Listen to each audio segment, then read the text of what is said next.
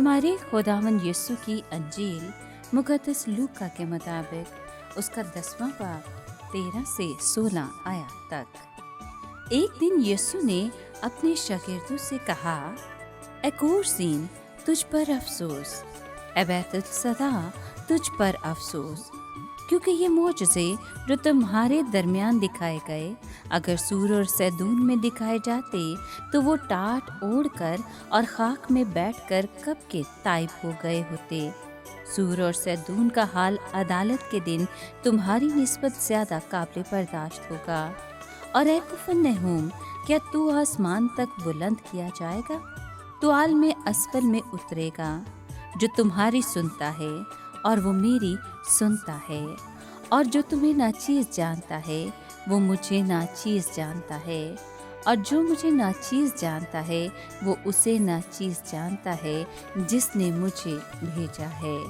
पाक कलाम के पढ़े और सुने जाने पर खुदावन की बरकत हो, खुदा का शुक्र हो। अजीज़ दोस्तों, आज के कलाम में हमने सुना कि मसीह यीशु इस पुष्ट पर तनकीद करने के बाद शहर खुर्सीन, बैतुल-सदा और कफरनहूम पर भी तनकीद करते हैं, जहां उन्होंने बड़े बड़े मौजज़े किए थे। उन्होंने कहा कि अगर वही मौजज़े फिनके के शहर सूर और सैदूम में करते तो वो ज़रूर तौबा करते, हालांकि ये गैर यहूदी शहर थे। यीशु ने कफरनहूम का भी जिक्र किया, जहां वो गलील में खिदमत करते वक्त ठहरा करते थे। वहां भी ज़्यादातर लोगों ने उनके पैगाम को कबूल नहीं किया। यीशु मसीह ने इस शहर के बारे में कहा है कि अदालत के दिन तेरी सज़ा सदूम की सज़ा से ज़्यादा सख्त होगी। और फिर यीशु मसीह ने अपने आसमानी बाग की बढ़ाई की, जिसने अहम सच्चाइयों को दानिशमंद और ज़हीन लोगों से छुपाए रखा और उन्हें अदना लोगों पर जाहिर किया जो छोटे बच्चों की तरह थे।